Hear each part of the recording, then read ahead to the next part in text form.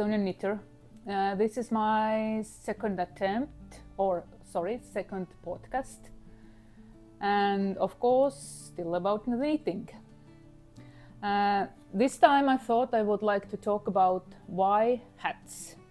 Why I have chosen to knit hats more than anything else. Have you heard someone saying, "Oh, there is no hat what fits me or suits me. No, I can't wear any hat."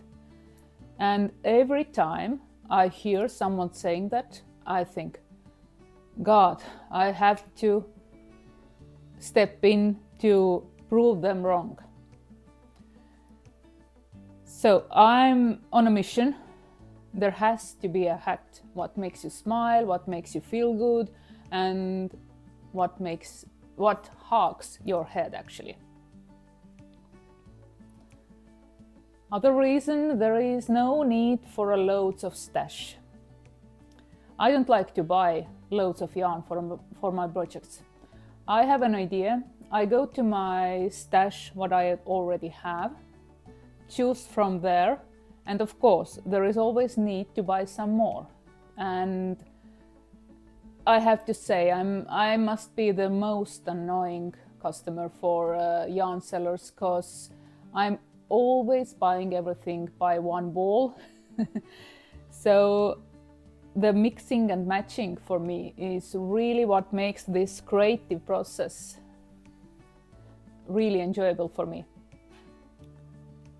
Projects are reasonably small size. I can carry one always with me.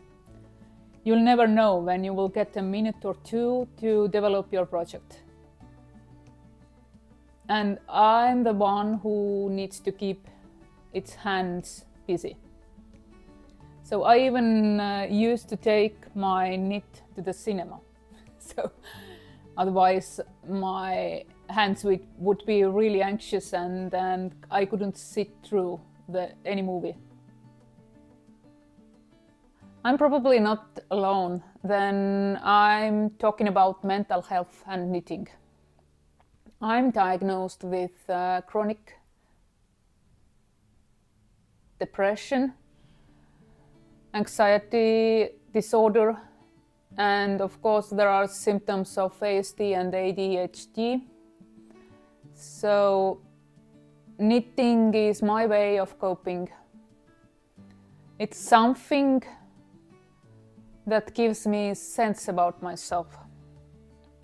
And yes, I use knitting as my mask.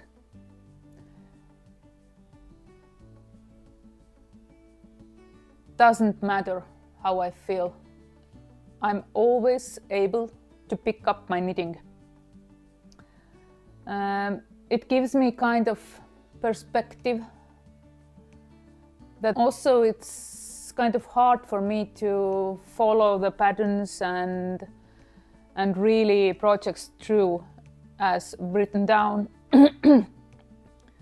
So this is also one reason why I don't choose really big projects usually, and this is really a reason why I'm creating my own patterns. I'm creating at the same time I'm knitting. I don't like to write down. So then I made my books. I used to knit everything once, then take the pictures for my books, and then write down my patterns from the knits. So this time I thought I will show you a hat called Jakob from my book. This is the one he's wearing, this one here, and actually the pattern is next page. So this is one version I made for myself years ago. It comes with 2 layers without this border I'm usually knitting and which is shown in my book. So let's go it through as so. The yarns I have used to knit this, there are three yarns held together. It's drops alpaca, it's schachenmayr's Tuscany tweed, and it's drops brushed alpaca silk. Three of those held together. This is the same I made this one. So I've casted on 88 stitches this time.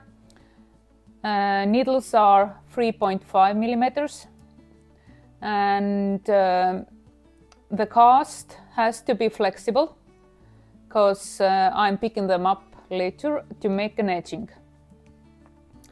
If you have casted on 88 stitches, just join the round and start right away from the stitch.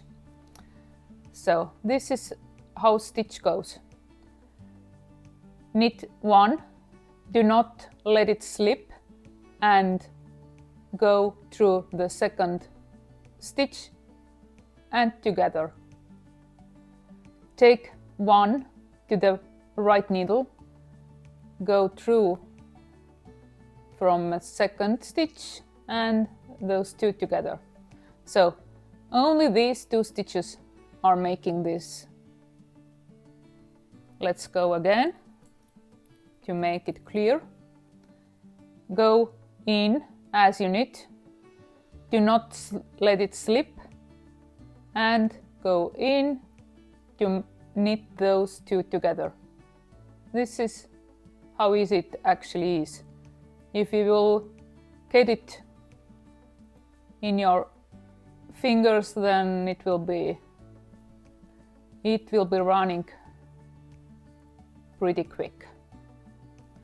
And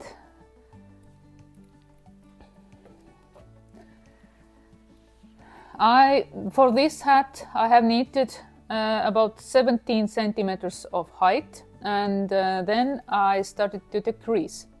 I have decreased from four places. So if I have 88 stitches, multiply it with 4 makes 22, and I'm decreasing by taking 3 together. So every place it decreases by 2 stitches. I will show you this as well from here. So for decreasing, this is the same way. I'm going in from here, not slipping, but now I have to try to get together all of those. So like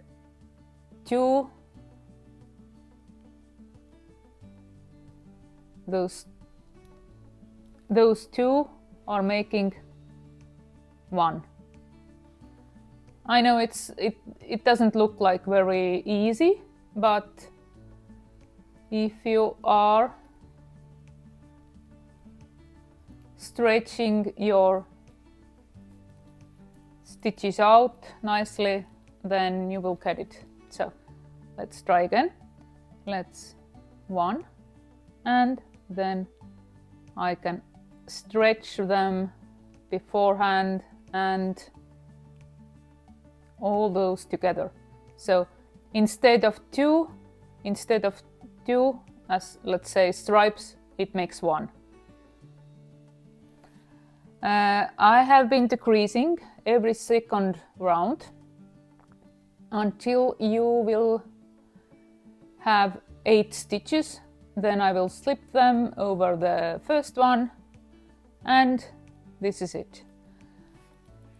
For edging, I'm going to pick up stitches from the cast of the beginning, and in the first row I will decrease about, let's say, every 9th and 10th stitch to make it a little bit tighter than the main part, because the main part is also holding itself kind of like a rib.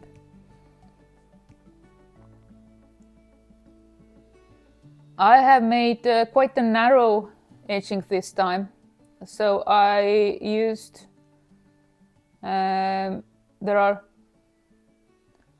6 times purl, 6 times knit, and then I will sew it inside this to this edge.